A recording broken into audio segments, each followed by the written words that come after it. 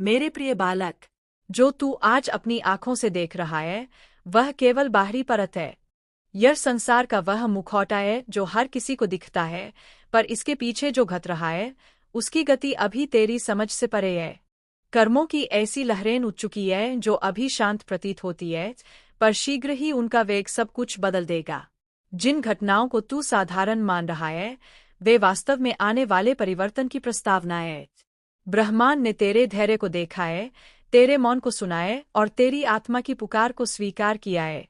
तू लंबे समय तक चुप रहा। तूने उत्तर नहीं दिया, विरोध नहीं किया, क्योंकि तेरी आत्मा जानती थी कि हर युद्ध शब्दों से नहीं जीता जाता। जिन लोगों ने तुझे हल्का समझा, जिनकी दृष्टि में तू कमजोर था, वे यह नहीं समझ पाए कि तेरी चुप्पी भीतर से कितनी शक्तिशाली थी। वह मौन कोई डर नहीं था, वह एक संकेत था, एक ऐसा संकेत जिसे सृष्टि ने पहचान लिया। तेरे आंसू व्यर्थ नहीं गए। जिन रातों में तूने अकेले अपने भीतर प्रश्नों से संघर्ष किया, जिन पलों में तुझे लगा कि कोई नहीं सुन रहा, उन्हीं क्षणों में तेरी प्रार्थना सबसे अधिक प्रभावशाली थी। वह प्रार्थना शब्दों में नहीं थी, वह तेरी पीड़ा की भाषा में थी, और वही भाषा देवताओं तक पहुंच चुकी है। अब वह समय निकट है जब तू स्वयं देखेगा कि चीजें कैसे पलटती है। जिन रास्तों पर तूने बार बार ठोकर खाई, वही रास्ते तेरे लिए खुलने लगेंगे। जिन दरवाजों को तू बंद समझ बैठा था, वे बिना प्रयास के खुलते दिखाई देंगे। यह कोई संयोग नहीं होगा, यह कर्मों का उत्तर होगा। तेरे आसपास कुछ ऐसे लोग हैं जिन्होंने तेरे नाम को हल्के में लिया।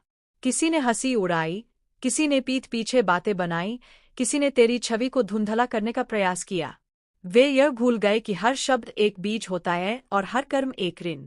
अब वही बीज फल देने को तैयार है, और वही ऋण लौटने वाला है। तू इसलिए शांत रहा क्योंकि तू विनाश नहीं, संतुलन की संतान है।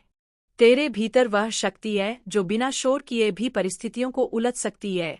यह शक्ति बाहर से नहीं आती, यह भीतर से जागती है, और अब वह जागने लगी है। जो अंधकार तूने सहा, वह तुझे तोड़ने के लिए नहीं था, वह तेरी परीक्षा थी, ताकि जब प्रकाश उतरे तो तू उसे संभाल सके। हर बड़ा उजाला पहले गहरे अंधेरे से होकर ही आता है। तू उस अंधेरे से